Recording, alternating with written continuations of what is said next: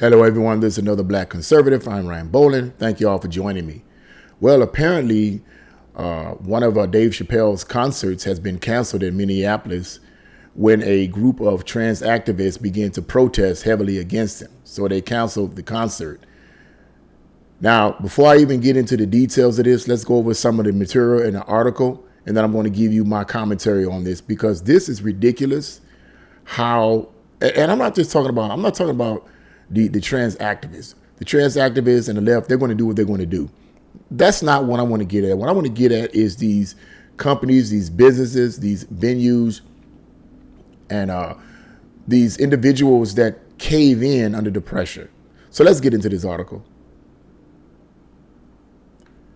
And it starts off, Dave Chappelle fans have been raging on social media over a famed Minneapolis concert venue's recent decision to cancel the comedian's scheduled show in response to woke outcry.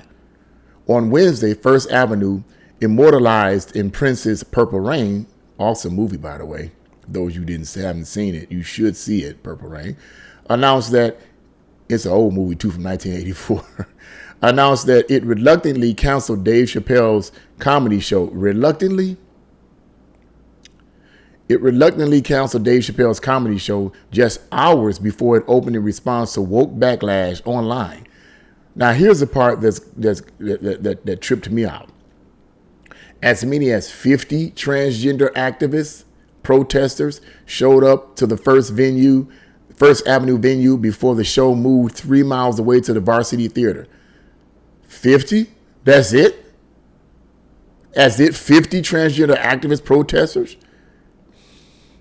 So let's read some of these tweets here. I'm going to get a couple of these tweets here. I want to get some of these tweets here because clearly people are upset. Here is from Nicholas A. Christakis. And he says, First Avenue can invite and disinvite whomever it wants, of course, but it's hard to see this move as anything other than cowardly and counterproductive. And he also tweets, canceling the performance does not even accomplish the narrow goal of stopping Dave Chappelle from speaking. Absolutely right. The performance was merely transferred to an alternative location, and all will be able to watch him there. If ever there was an example of virtue signaling, this is it. And one James Hershen says, comedy is dead. Theater cancels Dave Chappelle show because it's, quote, a safe space. Safe from what? Unbelievable. And here is a tweet from Tim Young. Ultimately, the venue owners and staff believe that if they are able to shut down the ability of a powerful and famous comedian like Dave Chappelle to speak, they have the same perceived power as them when they never will, Tim Young said. And I'm going to end that there. You can read that article on your own free time. If you want to read the rest of it, go to www.breitbart News in the description box below, and you can read it on your own free time. But suffice it to say is that here we go again with Dave Chappelle. He's been having this problem with the left, the woke mob for quite some time now. And I'm not surprised at this, but I am bothered by the fact that there was only 50 of these trans activists that showed up. 50? This venue let merely 50 trans activists push them into shutting down or canceling this show hours before it began? 50? This is what bothers me about these companies and these venues, these companies and these businesses that cave under the pressure of a subgroup that makes up less than 1% of the population in America. Why are you letting these people do this? Either one or two things, maybe. Either they're in on it, they support what these trans activists are doing,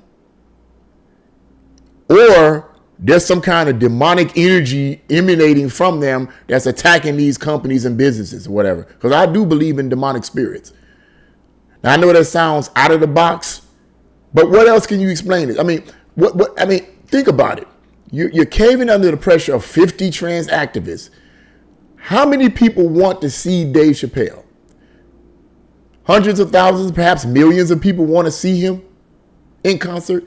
And you cave under the pressure of 50 trans activists? Are you stupid? You don't have no backbone? This stuff infuriates me. And as the person in the tweet said, on Twitter said, you're not really harming Dave Chappelle. You're not really harming him, because all you're doing is changing the venue. All he's going to do is go somewhere where people are going to watch him. If you don't want me to be here, I'll transfer to somewhere where I can be. And the people are going to follow him there. So what are you even doing? You're not stopping him. You're not stopping him. But the more, as I'm going to piggyback off of what someone else said, another conservative YouTuber said, the more you give in to these trans activists, the more you empower them. You take their power from them when you stand up against them. When our people and these corporations are going to have a backbone and stand up against the woke mob. One of the things that I admire about Governor DeSantis in Florida is he stood up against Walt Disney. Walt Disney is a powerhouse organization. They are huge. They're buying up everything, buying up everybody, buying up everything. I mean, you name it, they're buying it up and controlling it and twisting it. And yet, Governor DeSantis has not at this point, from what I understand and from what I know, given in to them. Yes, the CEO of Disney said we're going to fight against them and all this kind of stuff. Okay, bring it on. Bring it on, he said. I'm going to fight against you. I'm going to stand against you. And you have all the people in Florida, or I won't say all the people, but I would imagine a significant number of people in Florida that have a brain are in support of Governor DeSantis, because the views that Disney is pushing are too far left, and they're too radical. And anybody with any sense, I believe, would know that. This is too far left, it's too radical. You're trying to corrupt the children, period. Not going to argue about it, not going to get into debate about it. You know where I stand. You know where Governor DeSantis stands. It is what it is. But he's standing up against them. Here we have this venue here that's punked out. Over 50 trans activists. Are you serious? You keep giving in to them, they're going to keep getting stronger and stronger and stronger. How you strip the enemy's power is you stand against them. You resist them. You oppose them. I'm going to be a little spiritual here for a moment. The Bible says in the book of 1 Peter chapter 5, not chapter 5, but the book of James, New Testament book of James chapter 5, says, resist the devil and he will flee from you. Now, what am I saying? I'm not saying that they are the devil, but I would say this. The devil certainly is using these trans activists. The way I see it, he's using them. But guess what? How you overcome them, you resist them. Resist means to oppose, to come against. If they're coming against you, you come against them. You don't give in to them. When you give in to the devil, you empower him. You give him more strength to take more control, to take more territory. You don't give them territory, because once you give the left a little bit, they're going to want more. Once you give the radical left a little bit, they're going to want more. And this is exactly what I see happening here. This has to stop. Have some backbone. I appreciate the fact that Dave Chappelle, who is one of the funniest comedians and the funniest comedian in this country, as far as I'm concerned, is taking a stand and is doing what he loves to do. Now, one particular person said, tweeted, and I don't think I read the tweet, says the comedy is dead. I think I might have read it. Said comedy is dead. I don't believe that comedy is dead. I don't believe it's dead. Comedy, real comedy that challenges stereotypes and comedy that challenges the status quo, I don't think is dead. But I think that if people keep giving in, if companies and businesses keep giving in to the woke mob, it's going to make it harder for comedians to do what they want to do. But I don't believe real comedy is dead, because what comedians are going to end up doing, what real comedians who are not a part of the leftist machine are going to start doing, they're going to start going underground. because most people want to hear them. Most people want to hear them. Most people want to hear them. The real comedians. Like back in the 90s when we had, what was that TV sketch, comedy show used to come on? In Living Color. Funny.